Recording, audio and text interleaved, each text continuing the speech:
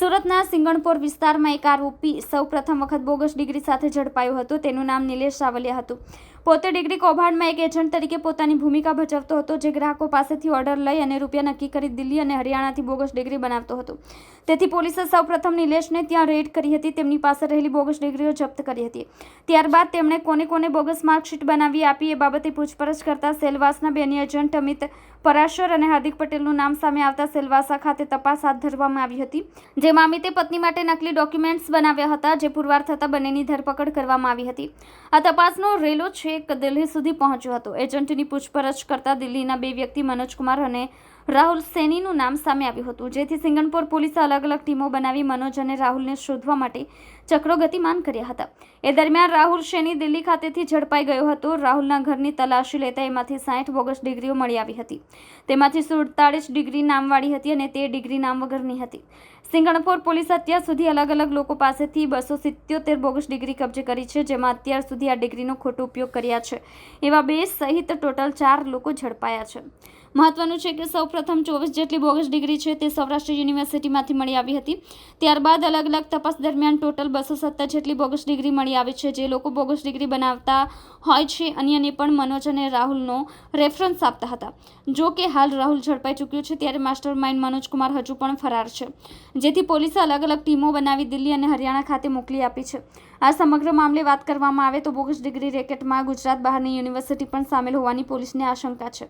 ખાસ કરીને ગુજરાતની અલગ અલગ યુનિવર્સિટીઓમાં અમુક લોકો ડિગ્રી બનાવનાર સાથે મળેલા છે।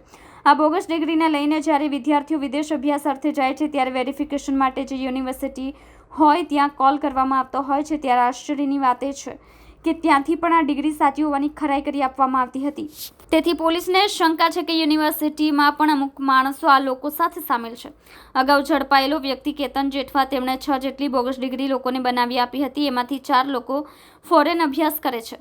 હાલ સમગ્ર મામલે પોલીસે આ રેકેટને લઈને ઊંડાણપૂર્વકની તપાસ શરૂ કરી છે અને જેમણે પણ બોગસ ડિગ્રી બનાવડાવી છે તે તમામ સામે કાયદાકીય પગલાં લેવામાં આવશે। આ કૌભાંડ રાષ્ટ્રવ્યાપી કૌભાંડ છે અને ધાર્યા કરતાં ઘણું મોટું કૌભાંડ છે। આની અંદર સમજીએ તો કોઈ પણ વ્યક્તિને ફોરેન જવું હોય અથવા કોઈ સરકારી નોકરી લેવી હોય અથવા કોઈ નોકરીની અંદર કોઈ ડોક્યુમેન્ટની જરૂર હોય તો તે લોકો નોર્મલી કોઈ એજન્ટનો કોન્ટેક્ટ કરતા હોય છે।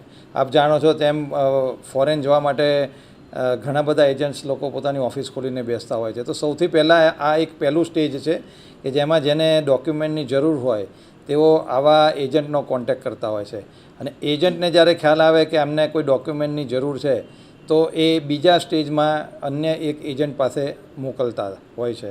તો હમણાં જે અગાઉ 21 તારીખે આપણે નિલેશ સાવલિયાને પકડેલો એ આ ટાઈપનો ગુજરાતનો એજન્ટ હતો, એટલે એની પાસે અલગ અલગ એજન્ટ્સ કોન્ટેક્ટમાં હતા। એમાં અમે 2 એજન્ટની ધરપકડ કરેલી છે સેલવાસાથી, જેનું નામ છે આસિફ જીવાણી અને કેતન જેઠવા। આ બંને એજન્ટ આવા જે માણસોને સર્ટિફિકેટ અથવા ડિગ્રીની જરૂર હોય એવા લોકોને આ નિલેશ સાવલિયા પાસે મોકલી આપતા।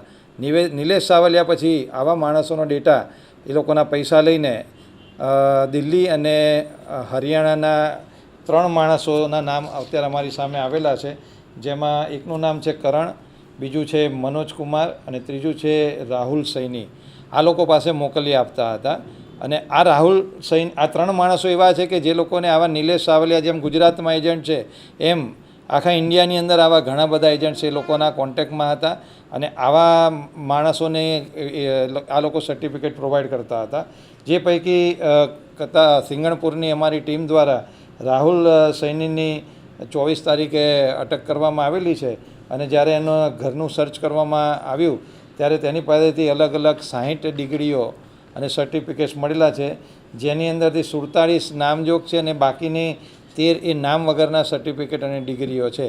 એટલે રાહુલ સૈનીને અટક કરીને એના 1 તારીખ સુધીના પોલીસ કસ્ટડી રિમાન્ડ મેળવવામાં આવેલા છે અને એની પૂછપરછ કરતાં આગળ પણ નવા તાર ઓપન થાય છે, જેની અંદર દિલ્હીના અને હરિયાણાના અમુક ઈસમો છે જે લોકો આવા ફેક સર્ટિફિકેટનો ધંધો વર્ષોથી કરી રહ્યા છે અને આ લોકો દ્વારા ભારતમાં ઘણા બધા લોકોને આવા ફેક સર્ટિફિકેટો આપવામાં આવેલા છે. તો આ એક સ્ટેપ બાય સ્ટેપ અલગ અલગ લેવલે એજન્ટ્સનું આખું એક સિન્ડિકેટ છે અને આના જે માસ્ટર માઇન્ડ છે એ લોકો દિલ્હીમાં અને હરિયાણામાં બેઠેલા છે, જેના માટે અમારી સિંગણપુરની ટીમ અત્યારે દિલ્હી અને હરિયાણાની અંદર રેડો કરી રહેલી છે અને આ માણસોને અટક કરવામાં આવશે.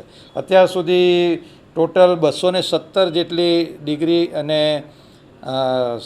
સર્ટિફિકેટ્સ સિંગણપુર પોલીસ દ્વારા જમા કરવામાં આવેલા છે અને જે લોકો આ ડિગ્રીનો ખોટો ઉપયોગ કરેલો છે એવા 2 ઈસમો છે, જેનું નામ છે દીપક પરાસર અને હાર્દિક પાટીલ, જેની સિલવાસાથી અટક કરવામાં આવેલી છે.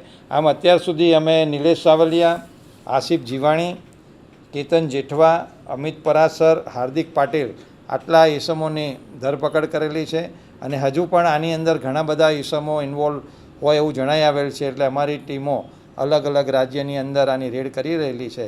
આની અંદર એક વસ્તુ ધ્યાનમાં આવેલી છે કે આમાં યુનિવર્સિટી અમુક છે જે ગુજરાત બહારની છે એ લોકોનું પણ ઇન્વોલ્વમેન્ટ ધ્યાનમાં આવે છે, કારણ કે આ લોકોના ઇન્ટ્રોગેશનમાં એ વસ્તુ ધ્યાનમાં આવેલી હતી કે જે દિલ્હી અને હરિયાણામાં બેઠેલા ઈસમો છે એ લોકોના અમુક કોન્ટેક્ટ યુનિવર્સિટીમાં પણ રહેલા છે અને યુનિવર્સિટીની અંદર એમના અમુક માણસો રોકેલા છે, એટલે એ એમના દ્વારા સર્ટિફિકેટ આપવામાં મદદ કરવામાં આવતી હતી. અને જ્યારે કોઈ પણ એજન્સી અથવા ફોરેનની યુનિવર્સિટી આવા સર્ટિફિકેટનું વેરિફિકેશન કરવામાં આવે ત્યારે યુનિવર્સિટી દ્વારા પણ આવી ડિગ્રી અને સર્ટિફિકેટને એ લોકો ઓથોરાઇઝ કરી આપતા હતા. એટલે આ એક રાષ્ટ્રવ્યાપી બહુ મોટું કૌભાંડ છે અને સિંગણપુર પોલીસ અને અમારી ડીસીપી ઝોન 3ની ટીમ મહેરબાન પોલીસ કમિશનર સાહેબની સૂચનાથી એની તપાસ આગળ કરી રહેલી છે.